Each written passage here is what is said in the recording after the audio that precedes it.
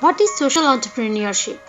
We may not come across the term social entrepreneurship as often as we hear some other terms like entrepreneur, venture capitalist, NGOs, or other philanthropic organizations. But social entrepreneurship has a valuable presence in our society. Social entrepreneurship has a significant growth at the practical level but do not have sufficient coherent theoretical framework, and due to lack of academic legitimacy, the functions of social entrepreneurship are not properly demarcated.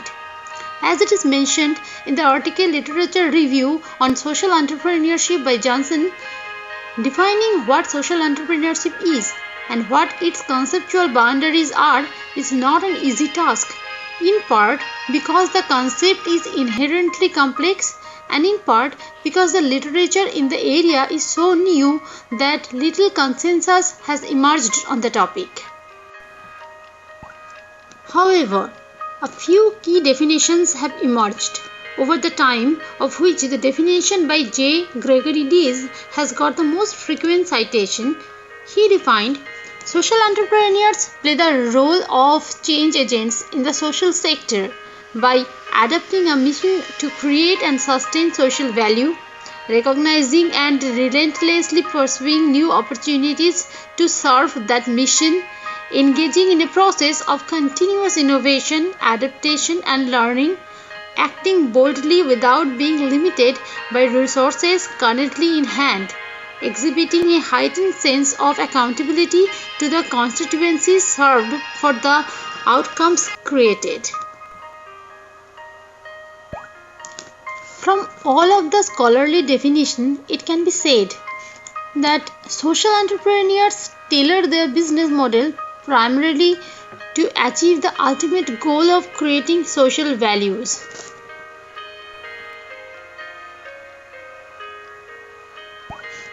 Now the questions to be asked: who are the social entrepreneurs? How are they different from NGOs, philanthropists, activists, or other companies who are focused on their corporate social responsibilities? Is social entrepreneurship a subset of entrepreneurship? Can companies with focus on corporate social responsibility be termed as social entrepreneurship? Entrepreneurship creates at least economic values for the society. So entrepreneurships and different social organizations are needed and valued in the society. But since the functional boundaries of social entrepreneurship are not clearly defined in the literature, often it gets confused with other socially responsible disciplines. Philanthropists, social activists, environmentalists, companies with a high focus on corporate social responsibility are mistakenly referred as social entrepreneurs. As per advocates of corporate social responsibility, companies should be measured by a triple bottom line of financial, social, and environmental benefits. A social entrepreneurship tries to achieve at least a double bottom line of social and financial benefits by offering services and benefits to the often underserved section of the society. For a business enterprise, the ultimate bottom line is economic wealth creation, whereas the priority of a social entrepreneur is delivering social values mostly to the less privileged.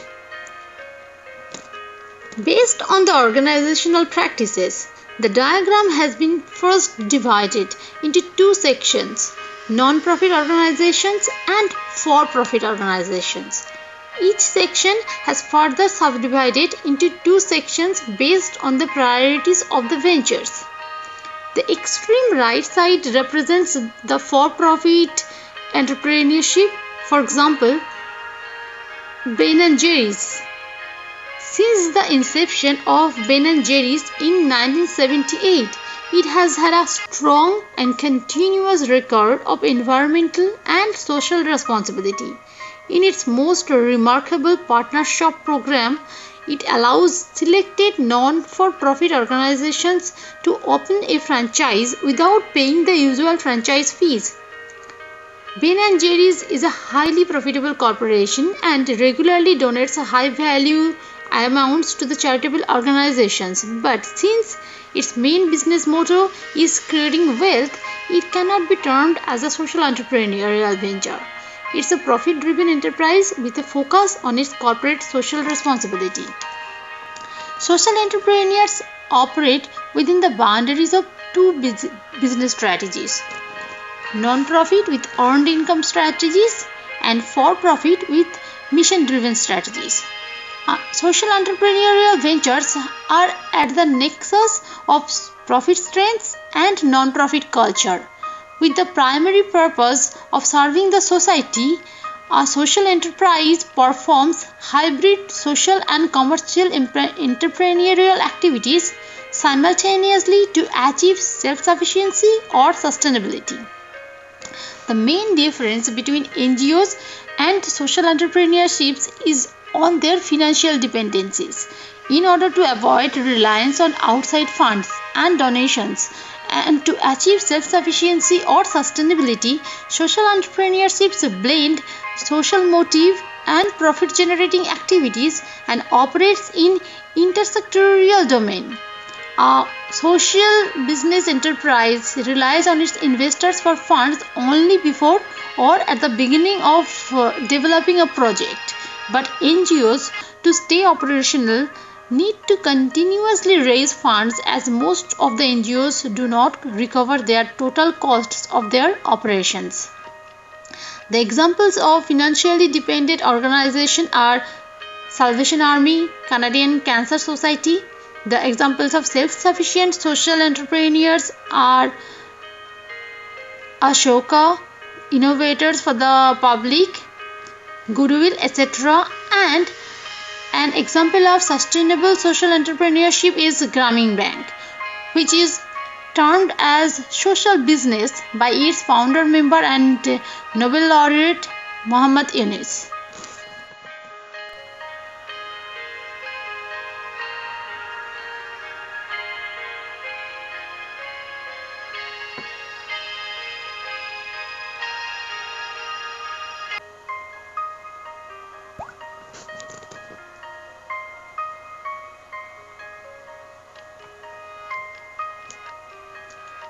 Innovation, self-sufficiency, vision-oriented factors, crisis-oriented factors, specific expected outcomes, mission statement, social entrepreneurial opportunity, these are basic and interrelated factors behind any social entrepreneurial venture.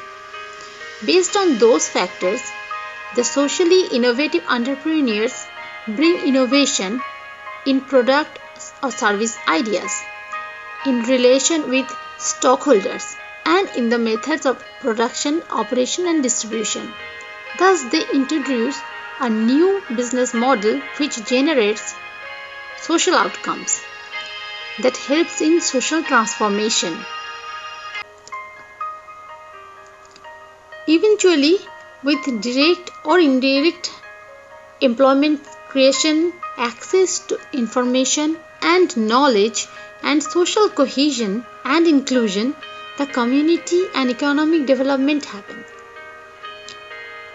Market orientation, networking, flexibility, global versus local, and participatory organizational structure all are important for overall growth, success, and expansion of the social entrepreneurial venture.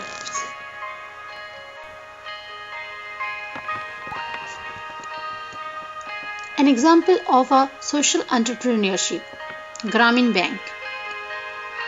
Professor Yunus challenged conventional bank wisdom and basic assumptions at his social value-driven project, Grameen Bank. Muhammad Yunus received Nobel Peace Prize in 2006 for pioneering microcredit and helping the poor and underserved people in uplifting their livelihoods. When Professor Yunus learned that the poor people with craftsmanship and with the eligibility of becoming entrepreneurs encounter challenges in raising their required working capital for purchasing raw materials, and in the process of solving their financial problems, they get trapped into their poverty. He understood that the things needed to change for the benefit of those unprivileged. People from the village didn't have enough collateral and any formal credit history to be eligible for loans from the conventional banks. So they used to borrow money from informal sector in exchange of a promise to sell their products for unfairly low prices to their moneylenders. This was not doing any good for the village people. So Muhammad Yunus decided to do something and started this venture in 1976 by lending $27 in total and recovered the money within a week. In 1983, within the framework of a new law made for this purpose, Gramin Bank, which means bank for the villages, created. A value proposition of the bank was to give small loans at 16% interest rate per annum to the village people for starting up income generating businesses. As the value constellation, a bank branch was set up to cover 15 to 22 villages and created an innovative process to ensure the repayment of the loan as per the bank rules. Groups of 5 people used to get formed, and of which only 2 people used to get loan first. If they began to repay the loan conforming to the bank's rules, then the other members of that group used to become eligible for loans. So there was the group pressure for repaying the loan within time frame. The repayment rate on loans is currently 98.4%, which is very good. As per data, with the help of loan, 64% of the borrowers who have been with the bank for 5 years or more have crossed the poverty line. The bank has been profitable in every year of its existence except 1983, that's the starting year, 1991 and 1992, demonstrating a positive profit equation. Gramin Bank continued to do experimentation, set up partnerships, alliances and networks, and challenged conventional method and created nearly 30 businesses for the benefit of the underserved society. Out of those 30 businesses, 3 businesses are discussed here. Gramin Danan's social business. Gramin Danan Food Limited was created in 2006. It's a 50-50 joint venture between the Gramin Group and the French group Danone.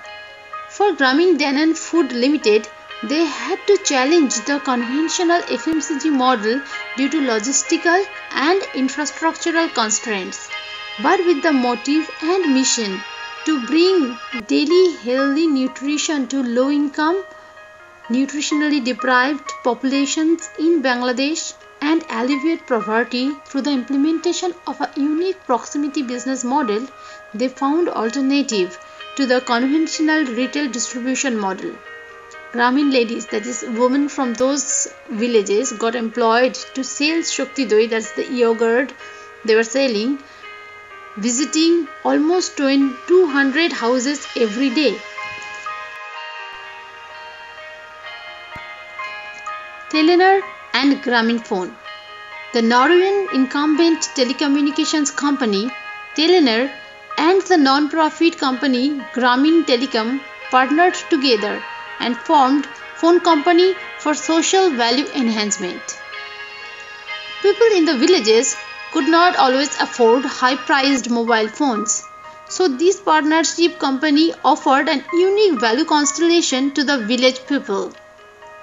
They started selling bulk airtime at a discounted rate to the people who had mobile phones and thus helped them to become entrepreneurs. Some women from those villages took loan from Gramin Bank and bought mobile phones and bulk airtime and started lending their phones for a charge depending on the minutes used by the customers. As per the record, by the middle of 2007, Grameenphone, ran by the experienced Telenor managers, had become the largest tax-generating company in Bangladesh, with over 20 million subscribers. Grameen Veolia. In March 2008, Grameen Bank and Veolia Water created a joint venture with the value proposition of providing drinking water at an affordable price to the village inhabitants. In order to keep the cost low, they kept things simple and recycled surface water to meet World Health Organization standard for drinking water. They created a system of prepaid cards for buying the clean water and made the drinking water available in fountains and in cans. The water cans used to get distributed in rickshaw, that is a three-wheeler vehicle. It's a local vehicle driven by village people who bought those vehicles with the loan money they received from Grameen Bank. Bill Drayton, who himself is a social entrepreneur, he is the chair and CEO of Ashoka Innovators for the Public, once said, 10 years ago, the probability of an idea from Bangladesh affecting a community in Brazil, Poland, or the US was very limited. Now it is common. The best known example being Muhammad Yunus's impact on the global spread of microcredit and becoming more common every year.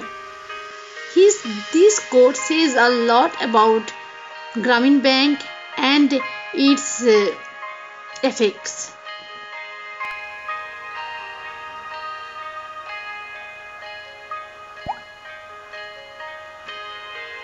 A few other examples of social entrepreneurship.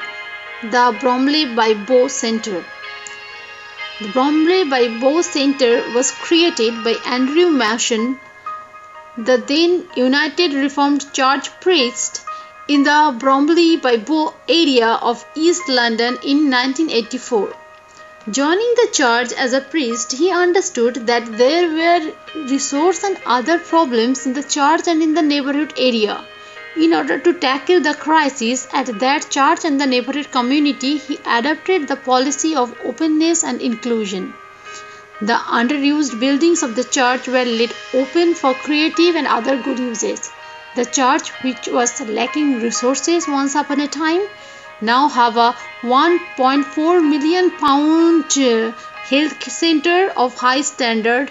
Royal Sun Alliance, the insurance company, funded a £300,000 project for innovative ways to reduce youth crimes in that area, and NatWest Bank provided a grant of £220,000 to help support local young entrepreneurs.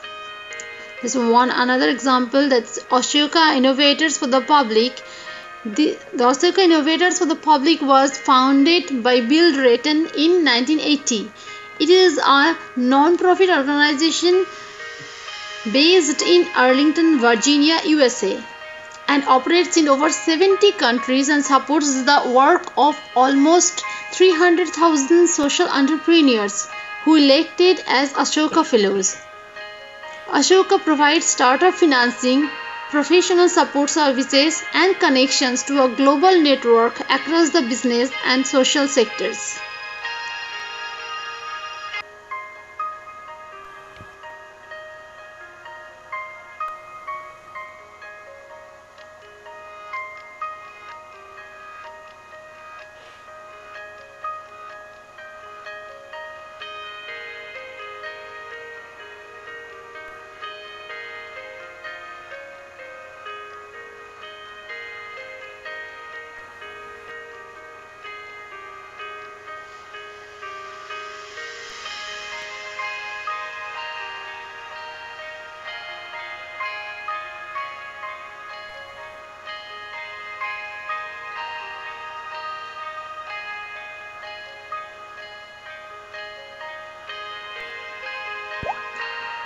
I would like to conclude the topic social entrepreneurship quoting Bill Drayton, founder of Ashoka Innovators for the Public.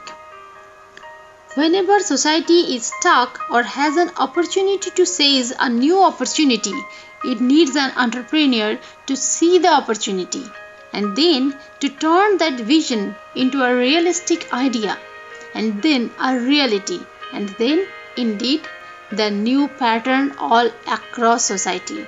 We need such entrepreneurial leadership at least as much in education and human rights as we do in communications and hotels.